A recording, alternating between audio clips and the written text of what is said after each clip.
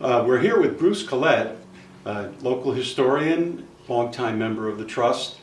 Bruce, why don't you tell us a little bit about yourself?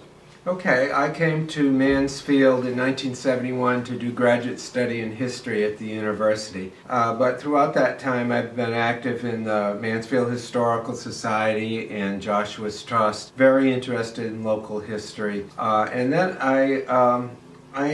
my career is not as an academic historian per se, but as a person who researches and writes about historic sites.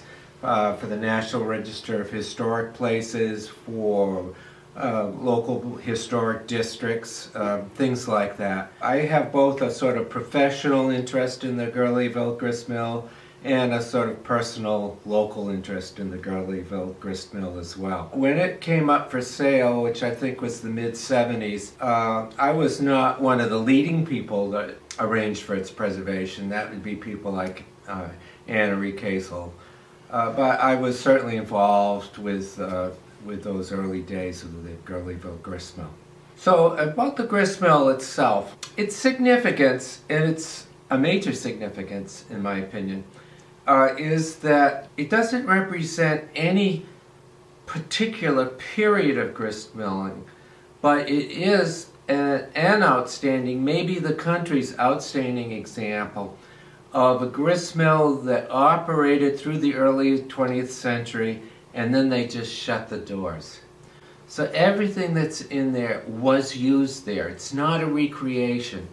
It's not an attempt to make it look like it did in the 1830s. It looks as it did in the early 20th century. And so there have been changes. The whole record of change is there.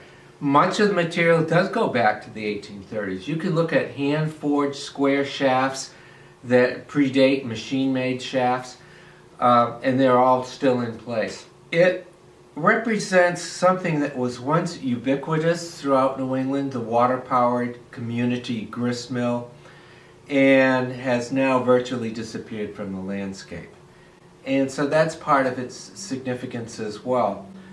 Mansfield probably had half a dozen gristmills, all located on these fast-moving little streams, all about the same size, serving the surrounding community, which was primarily an agricultural community. A gristmill, grinding grain, it fits into the agricultural economy because people are relying on animals, they're raising animals for food, they're using animals as their motive power to plow their fields, and they need to have feed for those animals. So fully 50%, if not more, of what that mill always did was make feed for animals. And then also made flour for human beings, particularly cornmeal, and also wheat flour and buckwheat flour.